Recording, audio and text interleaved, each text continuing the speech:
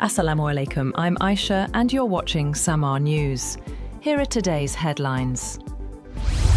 Iran has pledged flexibility at the latest round of indirect nuclear talks with the United States as pressure mounts for Tehran to reach an agreement or risk potential US military action. The third round of negotiations, underway in Geneva, is focused on Iran's nuclear program. The discussions are taking place against the backdrop of a significant US military buildup in the Middle East, ordered by President Donald Trump.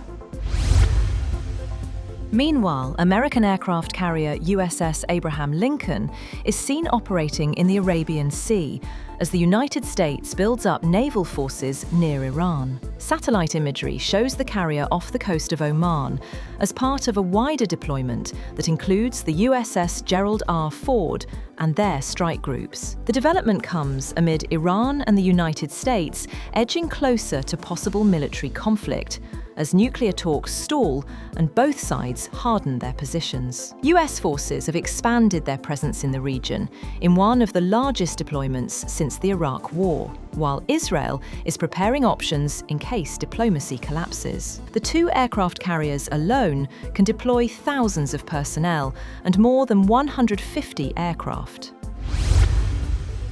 The US Central Intelligence Agency has launched a fresh social media campaign aimed at recruiting Iranians, publishing new Farsi language instructions on how to securely contact the agency. The move comes amid heightened tensions as President Donald Trump oversees a major US military buildup in the Middle East. Washington has signaled that military action remains a possibility if upcoming nuclear talks with Tehran fail to produce an agreement.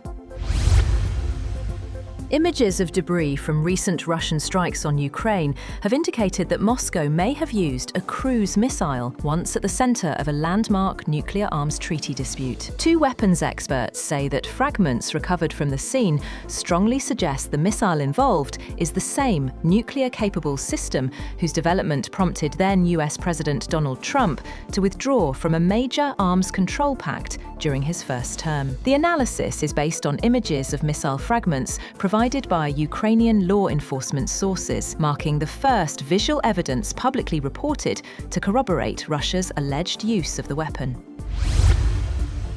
Russia has criticized European Union plans to permanently ban Russian oil imports, with Foreign Ministry spokeswoman Maria Zakharova saying only a madman would propose such a move. The European Commission is expected to submit a legal proposal regarding the ban in mid-April. Moscow also warned it would retaliate after the EU decided to reduce Russia's diplomatic representation in Brussels to 40 staff. Zakharova called the measure discriminatory and said it showed the bloc did not merit a role in negotiations to end the war in Ukraine.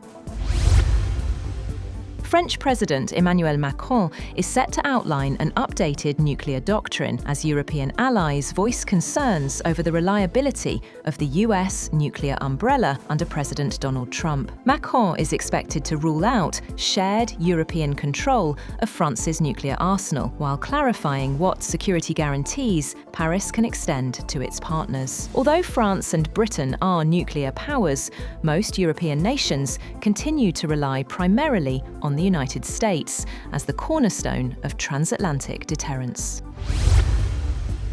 Authorities in Cuba opened fire on a vessel registered in the United States, killing 4 people and injuring 6 others, according to a foreign news agency. Cuban officials said the boat had entered the country's territorial waters when security personnel engaged it. The injured were removed from the vessel and taken to hospital, while an investigation into the incident is underway. Donald Trump said Democratic Representatives Ilhan Omar and Rashida Tlaib should be sent back from where they came from after the 2 lawmakers protested during his State of the Union address. During Tuesday's speech, Omar and Tlaib shouted criticism as Trump defended his administration's immigration crackdown and enforcement actions. Both congresswomen, who were vocal critics of the president's policies, objected to his remarks on immigration. That's all for now. For more updates, visit www.samar.tv.